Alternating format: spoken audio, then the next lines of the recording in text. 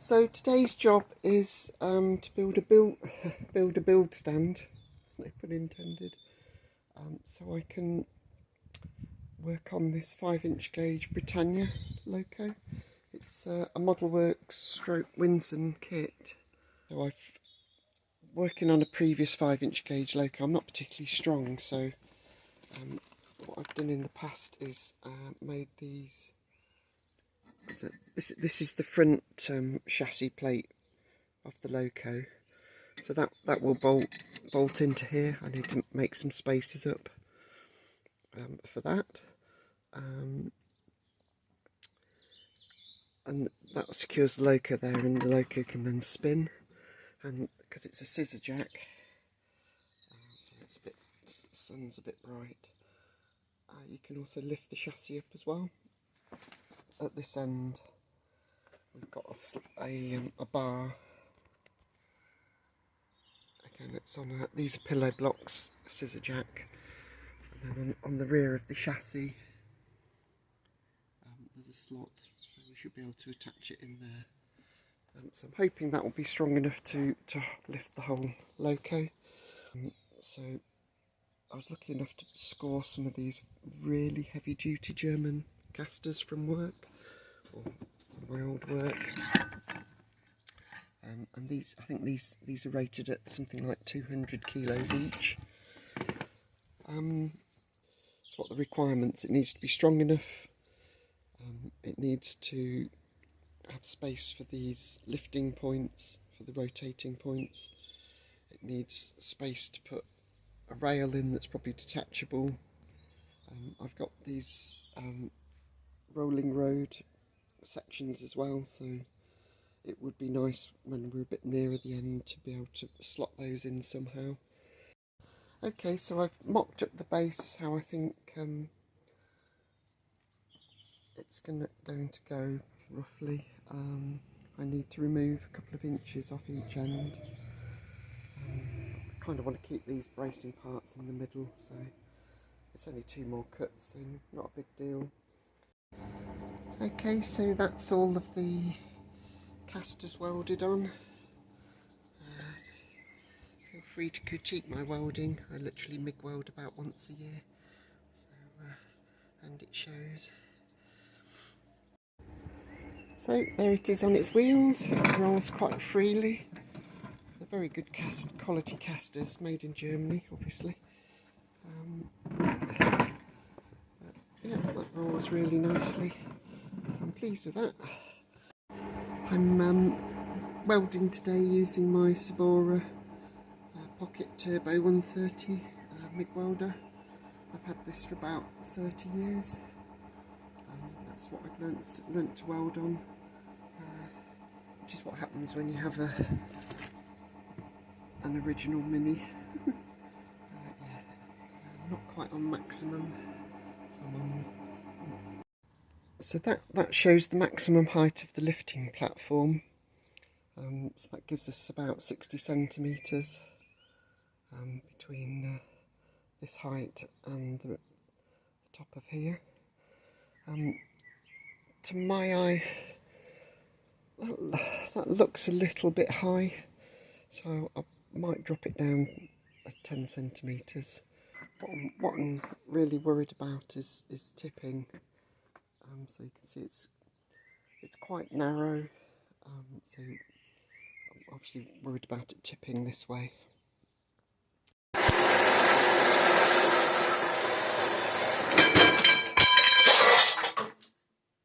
Oops. Wow, easier than hacksawing. So the frame is ready to be welded now. I've set it up with my large square. I've got the magnetic clamps on, so I shall tack it in place and then remove the magnets, because they can cause problems with MIG welding. Don't ask me how I know. Okay. So that's obviously the best side. I won't show you the other welds because they're not great. As I say, I only weld about once a year with the MIG welder, and it shows. So ready to tack up the frame at the back.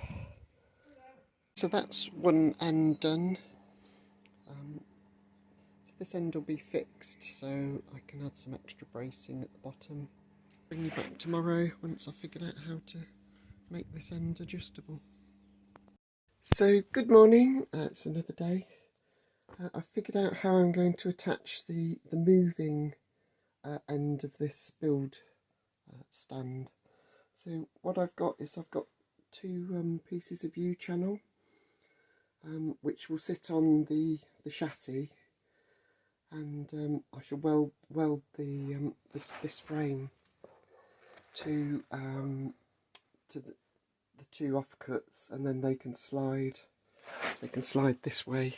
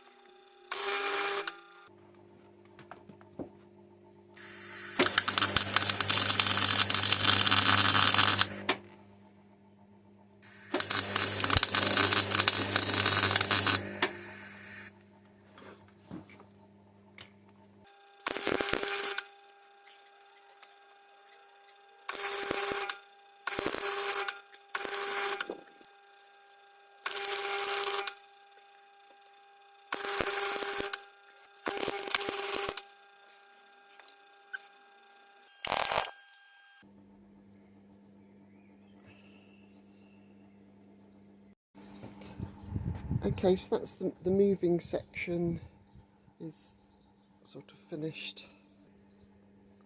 Got some reasonable welds there, not particularly pretty, but they'll be strong enough. And basically you can see that to cope with smaller locos, I can just slide this. I'll place this in different positions, and then when I get the right position, I'll just drill through. So I'll probably put a hole here, or in the middle maybe. So we just drill through and into the base plate as well, and that will allow me to cope with lots of different size locos. Next I need to figure out a way of attaching the other scissor jack to here in a way that can be removed as well. So some way of bolting that on, I think. So we'll have a look at that. So next thing is to drill the bottom of this scissor jack.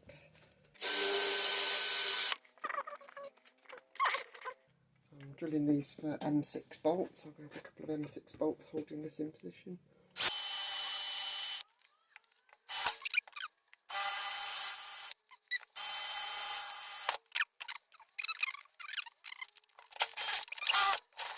Lovely.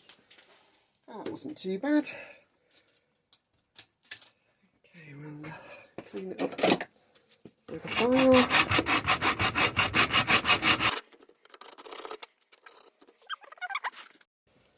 Now we need to fully extend it, so I've got a secret weapon.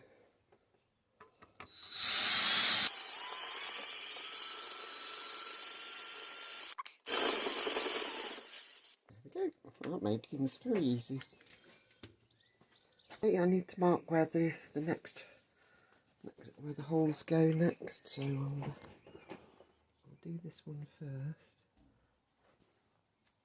So I'm drilling it quite close to the wall, so it's biased towards the back. So hopefully that will stop it getting crushed.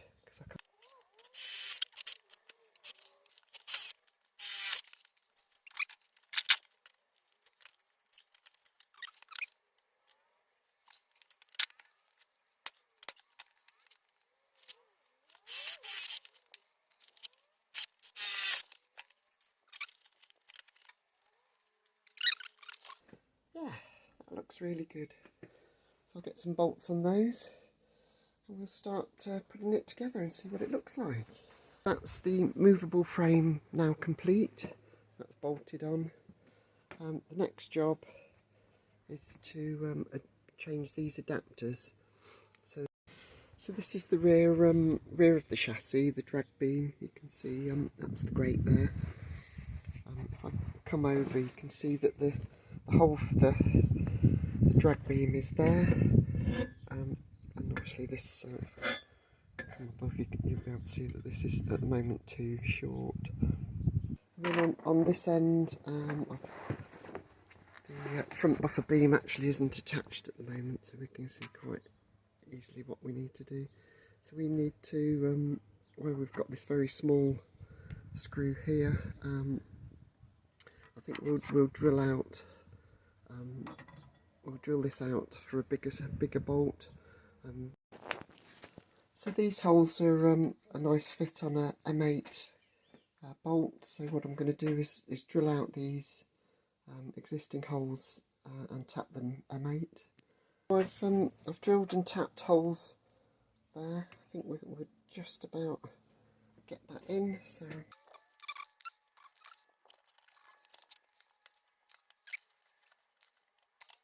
there we go. So that's that end done.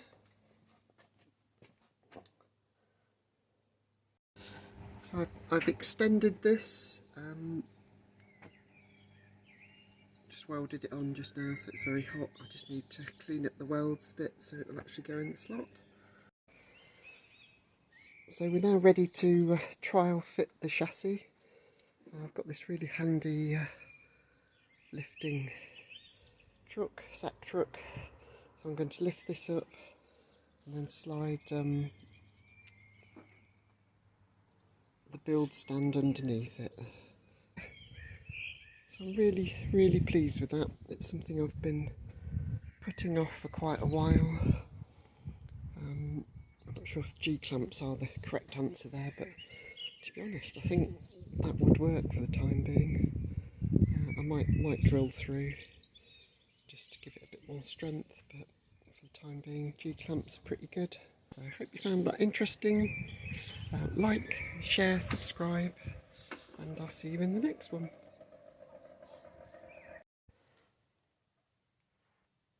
I may need a bigger workshop.